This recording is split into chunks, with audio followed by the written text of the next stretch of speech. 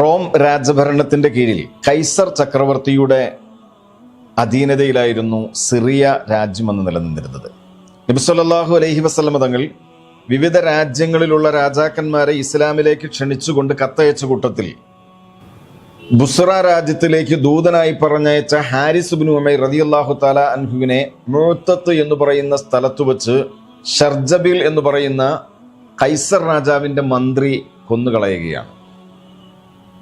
ഒരു ദൂതനെ കൊല ചെയ്യുക എന്നുള്ളത് ലോകത്തെവിടെയും അംഗീകരിക്കപ്പെടാത്ത വിഷയമായിരുന്നു.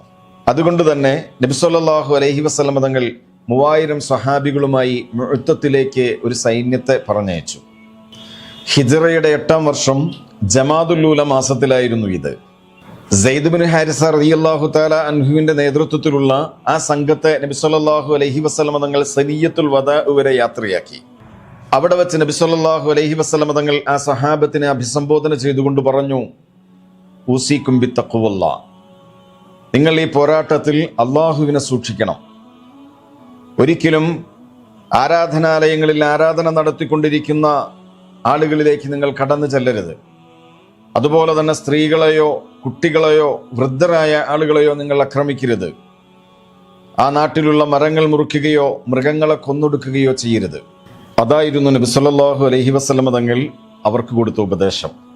അതേസമയം മുഅത്തത്തിൽ 2 ലക്ഷം ആളുകളാണ് മുസ്ലിമീങ്ങളെ ആക്രമിക്കാൻ വേണ്ടി സർവായുധ സജ്ജരായി നിന്നത്. വലിയൊരു ജനക്കൂട്ടത്തെ കണ്ടപ്പോൾ സ്വഹാബത്തുൽ കിറാം വല്ലാതെ ഭയന്നു. അബ്ദുല്ലാഹി ബിൻ റവാഹ റളിയല്ലാഹു തആല അൻഹു അവരോട് ചോദിച്ചു, 2 വിജയം നമുക്ക് ഉറപ്പല്ലേ, പിന്നെ എന്തിനാണ് പേടിക്കുന്നത്? സ്വഹാബത്ത് മുഖത്തോട് മുഖം നോക്കിയപ്പോൾ അബ്ദുല്ലാഹി ബിൻ റവാഹ പറഞ്ഞു, ഒന്നിരിക്കൽ വിജയം, അതല്ലെങ്കിൽ ഷഹാദത്ത്. ആ വാക്കുകൾ കേട്ട സ്വഹാബത്തുൽ കിറാം മുന്നോട്ട് നീങ്ങി.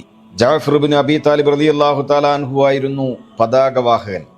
ജഅഫർ ബിൻ അബി താലിബ് റളിയല്ലാഹു അൻഹുവിന്റെ ശരീരത്തിൽ നിന്ന് കൈയും കാലുമായി ഓരോ അവയവങ്ങളും മുറിക്കപ്പെടുന്നത് ചരിത്രത്തിൽ കാണാൻ കഴിയും.